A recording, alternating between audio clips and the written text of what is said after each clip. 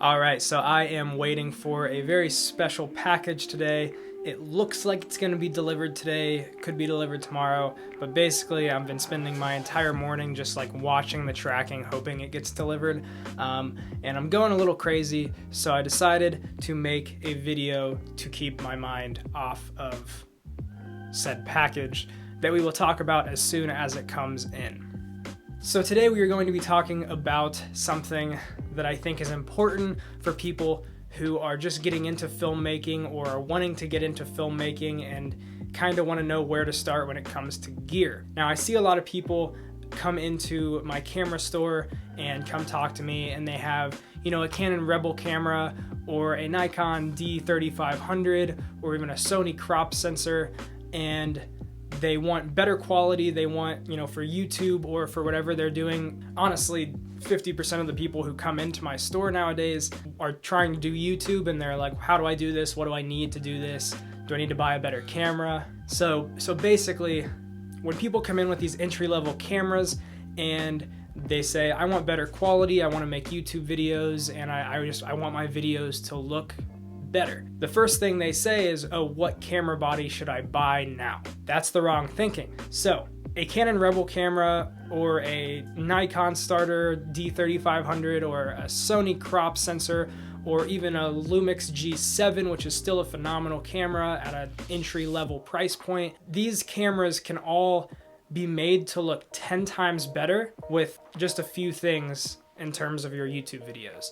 So before you upgrade your body, there are going to be three main things you need to invest in to make your videos look better, and I guarantee you, it might not be cinema quality, but your videos will look so much better with just these three things, and none of these are upgrading your camera body specifically. Now, that being said, I kind of did this when I started, and I jumped in and bought a Sony a7 III, and I didn't really need it, but at this point I have grown into it and I feel like I utilize all the capabilities of the camera, so we're gonna pretend like I wasn't one of those people. So first thing you are going to want to invest in is going to be glass, so lenses for that camera body. The cool thing about most, if not all, of these systems is if you get lenses that are full frame lenses, so for Canon that's going to be EF glass, not EFS, EF. For Sony that will be FE glass, not just E mount glass. So if you buy these full frame lenses for your bodies, even if you don't have a full frame camera, you will then be able to still use those lenses when you upgrade your body to a full frame, if that's the direction you want to go in. So instead of throwing your money into a new camera body, throw your money into 1, 2, even maybe 3 if you really want really good, really nice pieces of glass. For me, on this Sony, I was able to get a Tamron 28-75, which is what this video is being recorded on. And although it is at a pretty budget price point at, I believe, $850, I will link it down below so you can get a current pricing on it. For a fairly budget price, this lens is really nice. It can do most of my photography, almost all of my videos that I need, all on this one lens. And then if I upgrade to a new Sony body, I can still use this lens on the new body. So number one is going to be lenses, glass, optics, however you want to put it. Number two on the list of things you want to invest in is going to be audio, so a good microphone. If you record your videos with your in-camera audio, it will work, it will sound okay, but I guarantee you it's not going to be something anyone's going to want to sit through for 5 to 10 minutes on a YouTube video. It's funny, so usually people think that to have a video people want to watch or that will be visually appealing, they need really good video quality, really good glass, really good camera. Now, that being said, what I have noticed is that you can have the best video quality in the world. You could have a video clip done by professionals out of an Arri Alexa Red camera, you could have a Canon Cinema camera, but if you have crappy audio, you have poppy audio, interference in your audio that just doesn't sound good, that you can't listen to, it is going to make the quality of your video feel and look to you 10 times worse. You will click out of that video 10 out of 10 times if the audio is crappy, but if you have not that good of a video quality, you're recording on a webcam or a 720p flip video camera. You guys remember those flip video cameras? That was my first video camera. Anyway, if you have video quality that's subpar but phenomenal audio, I promise you, most people won't even notice. They will stay in your video, they will listen to what you have to say. So, to recap, really good video, but really bad audio equals a crappy video. Subpar video, but really good audio equals a pretty good video.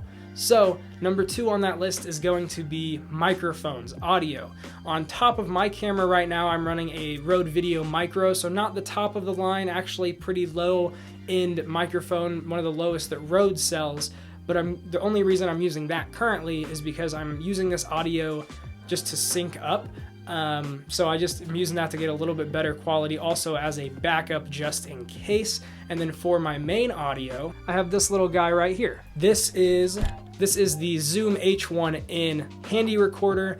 If you know anything about handy recorders or microphones, Zoom is probably a brand you have heard of. They make a whole line of really awesome audio recorders for music, for interviews, for filmmaking.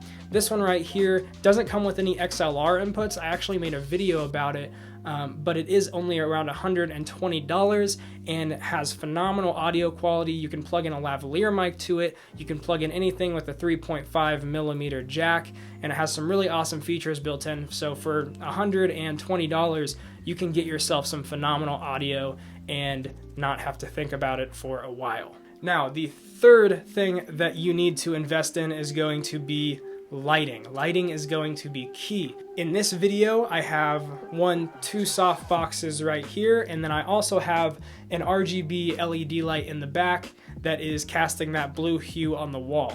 So what I'm gonna do for you is I'm going to turn off the lighting, turn on just the light in my office, so you can see how it looks without good lighting. Turn on that crappy lighting, turn off that background, already doesn't look as good. Softbox off. So here we are, exact same video, exact same setting, except we're just using the overhead light. Now looking at it, it works. If this is all you have, do not let it stop you from making videos. But if we compare this to this, I'm sure you can see that the quality of this video is a little bit better. So in conclusion, number 3 on that list is going to be lighting. Now again, if you compare the shot where I'm just using my overhead light in here with these beige walls, it doesn't look great.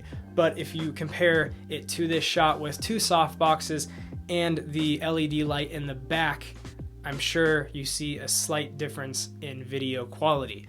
So now let's recap. Number 1, you will want to invest in lenses for whatever camera you have before you go and buy another body. You will want to invest in audio, so microphones, handy recorders, anything that can up the quality of your audio. And then number 3 is going to be lighting, so soft boxes, LED lights. You can even buy just one LED light panel and use that. This one is really nice. Now, I believe about 2 videos ago, I made a video about what the best lighting for YouTube is, and it kind of goes over the differences between LEDs and softboxes, but either one is going to be better than just the overhead lighting in your studio.